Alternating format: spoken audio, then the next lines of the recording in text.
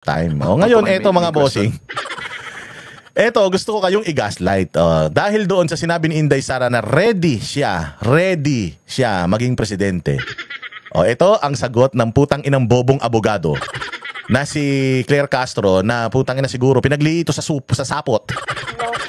Ang utak nito, putang ina, parang may sapot na. Itong tao na to pinagli sa sapot ng gagamba. Putang ina yan. Ang daming paglilian ng nanay mo, yung pang walang silbi. Pakinggan ninyo itong kanyang sagot doon sa sa statement ni VP Sara na ready siya. Kahapon po sinagot ni VP Sara Duterte ang tanong kung handa siyang maging Pangulo sakaling magbitiw si Pangulong Marcos. Ang sabi po niya, and I quote, "There is no question about my readiness." Does the President have a message to the Vice President expressing her readiness? Napakasimple ng tanong. Katulad din sinasabi ko, kahapon sinagot ng Vice President na ready siya. Tingnan mo sagot ng tanga. Readiness and willingness to take his place. Handa na po siya maging Pangulo kapag ka po nawala or natanggal ang Pangulo sa pwesto. Tama po ba yon, Sir Ivan? Hindi, putangin na mo. Alam ka na maging presidente siya na nandiyan pa si Pangulo. Vice President nga siya, putangin na. Kasabi ko na nga there's no such thing as stupid question, only stupid people asking those questions. Nagiging tanga lang yung tanong kapag tanga yung nagtatanong. So ang tanong nito, kinlaro niya. So ang sinasabi niya, ready siya? Ready siya na maging presidente kapag hindi na presidente ang Pangulo natin, Bongbong Marcos? Ang ina mo, natural.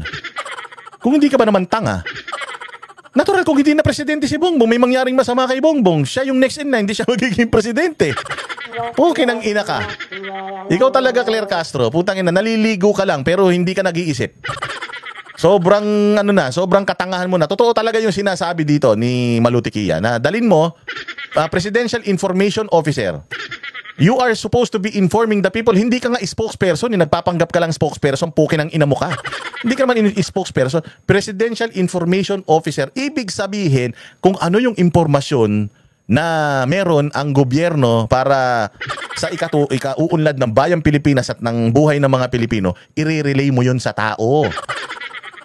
Yun ang trabaho mo. Hindi mo trabahong magsalita, mag-opinyon ng sarili mo. Hindi mo nga alam kung ano yung trabaho mo sige, anong sagot niya dun sa tanong? Yun po ba ang sinabi niya? Handa siyang pumalit sa Pangulo kapag nagbitiw. Handa bang pumalit si Inday pag nagbitiw si Pangulong Marcos? Ano ba trabaho ni Inday? Maging presidente, pampalit sa presidente, something happens to the presidency. If the president dies, she will become president. She's next in line. If the president resigned, she's the next in line. If the president overdosed from overuse of substance, for example, I'm not saying na-addict siya. But if ever, it's a scenario, something happens to him, matapilok siya, tapos tumama yung ulo niya sa pako, ganon. Makakain siya ng bubog, tapos magtais siya ng dugo hanggang sa maubusan siya ng dugo, ganyan. Kaya habang umiiris siya dahil sa tigas ng tae niya, pumutok yung ugat niya sa ulo. Na stroke siya, na comatose siya, na mga 200 years siyang comatose. Ilagay din siya doon sa pinaglagyan sa tatay niya dyan sa Ilocos Norte, doon sa Frigidaire na nakahiga. Yun yung mga instances na legal na pwedeng pumalit si Inday Sara because that's her job. Anong pansagot niya? Ang tanong din natin sa taong bayan, handa na po ba kayo sa mas marami pang Mary Grace Piatos? Oo, handa na kami. Handa kami sa mas marami pang Mary Grace Piatos. Alam mo kung bakit? Kasi yung mga Mary Grace Piatos na yan, code name yan, ng mga asset ng gobyerno para maubos ito mga buwakan ng inang mga NPA na ito. So ready na kami dun, ma'am. Yun lang sagot mo. Tama talaga yung sinabi ni Malutikia na dalin mo ito, putang inang babae na ito sa usapang datos, wala itong alam. Sa usapang datos, wala itong alam. Pero pagdating sa bardagulan, gusto niya yan. Kasi ito, palingkera lang to, pero walang laman ng utak nito. Sabi ko nga sa inyo, yung mga taong kalsada na mga feeling malalakas, pero mga bobo naman. Ganyan yan si Claire Castro. Kaya nga sabi ni Bersamin, di ba? Huwag mong dalin yung ugali mong pagiging vlogger sa isang institusyon na iginagalang, inirerespeto. Kasi kapag naglagay ka ng aso sa isang institusyon, magiging dog shit yung institusyon na yan. Kaya itong Presidential Communications Office na to, dog shit. Dog shit. Pinaka-corrupt. Anong sabi nila? Anong sabi ni Mike Abe? Corrupt yung opisina nyo. Putangin na mo. Claire Castro, yun ang unahin mo, yung corruption sa opisina nyo. Mga magnanakaw kayo dyan. Mamaya patutunayan ko mga magnanakaw yan. Oo, pero handa na ba kayo magkaroon ng marami pang Mary Grace Piatos? Yun ba yung sagot sa tanong na ano masasabi ninyo na ready na daw si Inday Sara kung sakaling may mangyari, mawala si Pangulong Marcos? Ayaw mo mapalitan kasi si Pangulong Marcos dahil lahat ng kabuhayan mo nanggagaling dyan. Lahat ng mga damit mo, make-up mo, pati pinapalamon mo sa pamilya mo, buwaka ng ina mo ka, lahat galing sa pera ng taong bayan dahil magnanakaw yung amo mo. Sabi ni Saldi ko, putang ina, kung totoong magnanakaw siya at sinusweldohan kanya, buwaka ng ina mo, magnanakaw ka na din. Tarantada. Kaya nyo yun? Hindi nyo kaya yun. Si Boss Dadalan nakakakaya nun. Tapos, i-ano nyo kami, ihahambing nyo kami dyan sa mga vlogger ni Bongbong na mga tanga. Eh may lumabas na nga na video na pinapa-authenticate ngayon na sinasabi mismo nung kaboses ni Claire Castro na tanginang bobobo ng mga kinukuha ninyo eh. Mga bobo daw yung mga kinukuha ng administrasyon. Wala silang makuwang matino dahil sinong matino ang magtatanggol sa magnanakaw na gobyerno? Wala. Ayaran yung mga magtatanggol dyan. Katulad nitong putang ina nito. Mali na eh. Pinagtatanggol mo pa. Ngayon, ang tanong, ready na si Inday Sara na maging Vice President ng Pilipinas? Eh bay, ang sagot niya, ready na ba kayo maging Mary Grace Piatos? Ang tamang sagot dyan, abay, dapat lang ready siya. Kung ako tinanong, dapat lang ready siya. Yun ang trabaho niya eh. The reason why there's an office of the Vice President is for you to replace the President if ever hindi niya na kayang magtrabaho. Yun ang trabaho niya eh. Tama lang na ready siya. Kasi kung hindi siya ready, umalis na siyang Vice President. Tama? Ganun ang sagot. Putangin na Claire Castro kung ano-anong sinasabi mo. Halatang halata kasi na ang trabaho mo lang dyan, mangagat at kumahol. O alam mo itong tanong na ito, ipatibong ito eh. Ito malalaman kung matino ka talaga mag-isip. Nakita dito sa sagot mo, umpisa pa lang, wala kang katino-tino. Hindi mo talaga alam ang trabaho mo because ang tamang sagot sa tanong na yun, dahil there's no such thing as stupid question, just stupid people.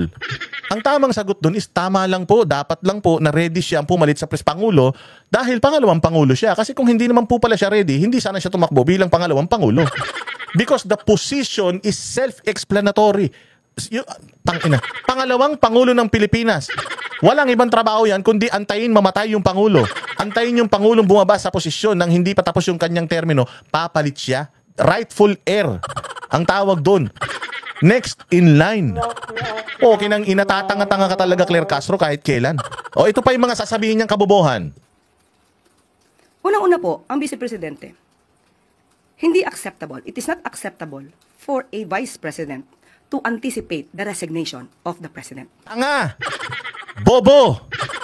Inutil! Tanga ka talaga. It is not acceptable to anticipate. Bobo, kaya maraming namamatay sa bagyo because you are not anticipating. Kaya maraming nananakaw na pera sa Pilipinas because you are not anticipating. Alam mo, kapag nasa posisyon ka, you always anticipate kung ano yung mga hindi dapat magagandang mangyari. Kung ikaw ay pulis, kailangan paglabas mo pa lang sa bahay mo, you anticipate na may krimen na magaganap dyan or someone will shoot you. You anticipate it. Ang tawag doon, being proactive. Hindi yan reactive na kapag ka bumagyo, bumaha, doon lang tayo kikilos. Hindi ganun. Dapat ikaw bilang isang tao, pangulo, o kaya kahit na sa bahay na lang, bilang isang tao na lang, you always anticipate yung mga masasamang mangyari. You are not expecting, but you are anticipating. Pwede mong sabihin na hindi mo dapat ini-expect. Yan. Pero yung anticipation, kailangan yun. Lalo na kapag may mga buhay na nakasalalay sa'yo, you anticipate yung mga bagay na mangyayari. You always plan for the worst. Ganun yun. So, paano? Kung halimbawa, mamatay si Pangulong Marcos ngayon. Dahil hindi ko ina-anticipate na mamamatay siya ngayon. So, bukas na lang ako magiging Vice President, sa isang araw na lang, sa isang buwan na lang dahil hindi pa ako ready. Tanginan nyo kaya maraming namamatay sa bagyo dahil ganyan nyo tawag dito, hinahandle yung gobyerno natin eh. You are not anticipating yung mga masasamang mangyayari. You are not anticipating a terror attack. You are not anticipating yung pagbabalik ng droga. Hindi nyo ina-anticipate na magnanakaw pala itong mga tao sa ilalim ninyo. O kaya mga tanga kayo, kaya tayo nalulusutan dahil mga bobo kayo, you are not anticipating. Anong it is not unacceptable? It is unacceptable na i-anticipate. Dapat talaga ina-anticipate mo yun para pag nangyari yun, ready ka, tanga. Utangin na ito, bobo talaga. Di ba? Kaya nga pagka nagpe-presscon ka, hindi ba? Minsan, mas maganda na kinukuha mo na yung mga tanong nila eh.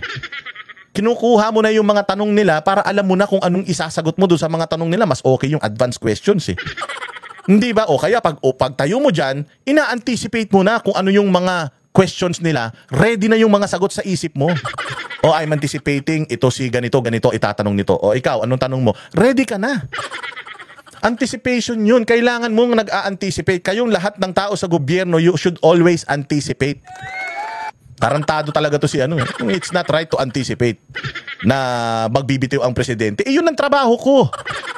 Mapumalit sa presidente pagka wala na siya. So I need to always be ready. Therefore, kailangan kong i-anticipate yun. It can be tomorrow, it can be the other day, the day after tomorrow, next month, next year. Ina-anticipate ko dapat yun na mangyayari kasi para ready ako. Pag upo ko doon, alam ko na yung gagawin ko. Meron na akong plano. Meron na akong mga gagawin. Oo, yun yung kabutihang bagay na nagagawa ng antisipasyon. O katulad niyan, bobo talaga si Bongbong katulad mo eh. Hindi namin ina-anticipate yung dami ng baha. Ang in-anticipate namin, yung dami ng hangin. Lakas ng hangin, yun ang in-anticipate namin. Kaya dami namatay sa Cebu, sabi nyo, di ba? I'm sorry, we did not expect and anticipated. Yung dami ng volume ng ulan at yung baha, ang in-anticipate namin, yung hangin. Oh, utang ina nyo, anong sinasabi mong it's not? Sa gobyerno, general, yung anticipation, kailangan mo yun. Para mag-perform ka ng tama, ng maayos at para lagi kang handa, you should always anticipate. Actually, expect is also a right word. But anticipate, mas kumbaga ahead siya. Oo, yung kumbaga hindi pa nangyayari, iniisip mo na, you're always one step ahead. Tarantada, bobo, inutil, tanga. Tangina ka, abogado ka pa naman, bobo ka. Kaya sinasabi ni Malutikia, pati paggamit ng grammar, tatanga-tanga ka eh. Sa lahat talaga na nakilala kong abogado, ikaw yung pinakabobo. Hindi ko talaga dapat, alam mo, iniimbestigahan, dapat ko sa nag-aral to eh. Tangina ko sa nag-aral to, dapat magsara na kayo. Oo, dahil puta, ito resulta ng mga nag-aral sa inyo. Presidente, na pinagsisigawan nilang bumaba sa pwesto. Hindi nga sinisigaw ni Inday bumaba sa pwesto yan, magpa-drug test lang. Magpa-drug test lang, yun lang panawagan ni Inday. Bumaba sa pwesto. Kaya ayaw nyo magpa-drug test si Bongbong dahil alam nyo pag nakita yung resulta, wala siyang ibang dapat gawin, di bumaba sa pwesto. Ayaw nyo bumaba si Bongbong sa pwesto kasi busog na busog kayo, mga patay gutom kayo. This is definitely a form of political destabilization. Di political destabilization, yung posisyon niya, tanga. That's her position. Vice President of the Philippines. She's supposed to replace the president if something happens. Tanga, hindi destabilisasyon yun. Konstitusyon ang nagdikta ng posisyon na yan. Putang ina mo, bobo. Tanga ka talaga kahit kailan, Claire Castro. Inutil. Destabilization. Destabilization? Yung pagiging vice president? Putang inan to. Yung pagsigaw ng pagbaba sa kay Pangulong Duterte tuloy. Lagi ko nagkakamali sa pangalan, wag nyo nang papansinin yun. Matatalino naman kayo eh. Kay Pangulong Marcos, yung gusto mo siyang bumaba. Ano na yun? Destabilization. Gago, ang destabilization, yung pupunta ako doon, may dala akong armas, tapos tututukan ko siya para bumaba. Ganun. Pero yung ako manawagan lang, bumaba ka na. Hindi na tama yung ginagawa mo. Hirap na mga Pilipino eh. Hindi destabilizasyon yan. Freedom of expression yan. Hindi na ako masaya sa amo mo. Kaya sinasabi ko bumaba na siya. Kung ayaw niya, bahala siya sa buhay niya. Gusto ko bumaba siya, pero nasa sa kanya yun kung ang bababa siya o hindi. Pero kung pwersahan ko siyang baba, pupunta ako ng Malacanang, hihigiting ko siya dyan. Kakalad ka rin ko siya sa kalsada. Yun, destabilisasyon yun. Mali yun eh. O pero kung nananawagan ka lang eh. Putangin na, wag nyo kasing i-twist yung naratibo. Yung mismong meaning ng salita, tinitwist nyo pa, ganyan kayo katanga eh. Kayo na nga itong mga may kasalanan, kayo pa tong mga biktima. Pinapahina niya ang public confidence ng tao sa administrasyon. Ano niyang pinapahina? Sinabi lang naman niya na handa siya. Ready ka bang pumalit sa Pangulo? Natural. Sabi nga niya, it's not even, dapat nga, hindi sinasagot niya. Kaya nga ako Vice President eh. Ano sinasabi mong pinapahina niya? Wala siyang pinapahina. Yung utak mo mahina, Claire. Oh, yung utak mo mahina. Kasi simple-simple lang talaga ng tanong sa sagot na ito. O bakit ba kasi kapag naririnig mo si Inday Sara, gigil na gigil ka? Mas maganda ba siya sa'yo? Oo naman. O mas mabango ba siya sa'yo? Sigurado ako. Claire Castro, huwag ka na masyadong insecure. Lost young ka na. Oo, bata pa si Inday Sara, maganda siya. Kaya huwag ka na masyadong insecure kung ano man yung itsura niya. Tsaka mas matalino siya sa'yo na abogado. Ikaw yung abogado na hindi talaga halata. Kailangan mo pang magsuot, isuot yung diploma mo, pati yung ID mo, idikit mo sa mukha mo, ipatato mo yung professional ID mo sa pisngi mo para lang maalala ng taong bayan na abogado ka. Pero ako, tatanungin mo ako, ano ka ba? Mukhang abogado ka ba? Hindi. Kasi bobo mo umintindi. Sobrang tanga mo umintindi. And those words contribute to the climate of uncertainty. Climate of uncertainty? Hindi siya voluntaryong nagsabi na ready na ako. Pumunta pa siya dyan sa rally. Ready na akong palitan si Bongbong. Pumunta pa siya sa nagsalita pa siya ng ganun sa mga media. Ano ba dyan? Ready na ako. She was asked the question. The first time that she was asked that question, sabi niya, wag na natin sagutin yan, magkakagulo lang. And then tinanong ulit sa kanya. At sinabi nga niya, common sense. Tatanungin mo ko kung ready akong tumakbo, ready akong maging presidente. I'm next in line. Constitutionally, I am the successor of the president. Ngayon, merong mga implementing rules and regulations when a vice president can replace the president. Oo, basta merong batas yan. So, yung sagot niya is, ready ka ba? Oo, the position of vice president was made for that. So, I should always be ready. And even if matapos yung termino namin at hindi ko siya pinalitan, okay lang yun because ganun talaga trabaho ng Vice President, to anticipate, to always be ready if in case na kailanganin yung serbisyo niya. So yung sagot niya na yun, nakatulong sa destabilisasyon, yung pagiging ready niya, job description niya yun. JD niya yun, ma'am. Oo, yun yung pinirmahan niyang tungkulin niya, hindi mo alam yun. Kaya kayo nagkakaleche-leche gobyerno niyo because hindi niyo alam kung ano yung mga pinirmahan niyo. Hindi niyo alam kung ano yung mga trabahong ginagampanan niyo diyan. Tulad mo, ang trabaho mo magbigay ng impormasyon positibo na ginagawa ng gobyerno para sa taong bayan. Pero hindi mo alam kung ano trabaho mo. Si Bongbong, hindi kasama sa trabaho niya yung pagdadrugs niya. Hindi kasama sa trabaho nila yung pagnanakaw nila, di umano, pagdadrugs di umano, tsaka pagnanakaw di umano. Hindi kasama yun. Kaya nga sabi niya, may pressure ako. Wala akong pressure. Wala akong ka-pressure. Hindi kasama sa trabaho niya yun, ma'am. Hindi niyo alam yung mga trabaho ninyo. Only Inday Sara knows her duty. And her duty is to replace the president if ever umalis ang presidente, mamatay ang presidente, bumaba ang presidente. Yun yung mga senaryo. Tangina talaga to si Claire Castro. No? Pinaglihi talaga ito sa sapot. And crisis. Kung handa siya, makikita po natin, nag-anticipate siya na mawawala ang Pangulo. Yan po ang balak nila. Tangina, di ba? Puta propagandista. Puta komunista ka na mag-isip, madam. Hindi nila balak yun. Yun ang trabaho nila. Oo, magkaiba po yung may masamang balak doon sa, yun talaga trabaho ko. Madam, hindi ako nagsalita ng Marcos resign ever. Hindi ako nagpunta sa mga rally at sinabing Marcos resign. Sinasabi ko, yung mga corruption ninyo because yun ang concern ko. Because a government official should not corrupt. Hindi kayo dapat nagnanakaw. So kung ano yung nalalaman ko tungkol sa corruption, I will be part of the corruption kung hindi ko ilalabas. Kaya ilalabas ko lahat yun. But does that mean gusto ko nang mawala, palitan ng presidente? No. Pero kung papalitan ko ang presidente at umalis siya, abay, ready ako.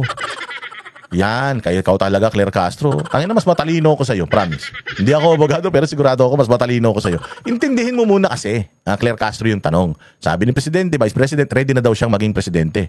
Kung mawawala si Presidente, tinanong mo pa, sigurado ka, kung mawawala si Marcos, kung mawawala si Bongbong, sino magiging presidente? Nanay niya? Yung asawa niya? Ikaw? Tangin na, wala kayong karapatan. Ang may karapatan, second in line, heir to the throne, ay si VP Sara Duterte. Kung hindi mo alam yun, bumalik ka sa elementarya. Doon, inaano yan, pinag-aaralan yan sa Civic at Kultura. Wala na Civic at Kultura ngayon. Inaano na ngayon, Aralin Panlipunan na, AP. Tsaka na sa Aralin Panlipunan, pinag-aaralan yan, yung mga sangay ng gobyerno, yung mga posisyon sa gobyerno. Pinag-aaralan yan, ano trabaho ng isang gobernador, bumalik ka, Claire Castro sa eskwela. Abogado ka na, hindi mo pa alam yung mga posisyon sa gobyerno, inutil. Yan po ang nasa isip nila. At yan po ang ginagawa nila ngayon. Inabobo, no? Tanga mo! Oh,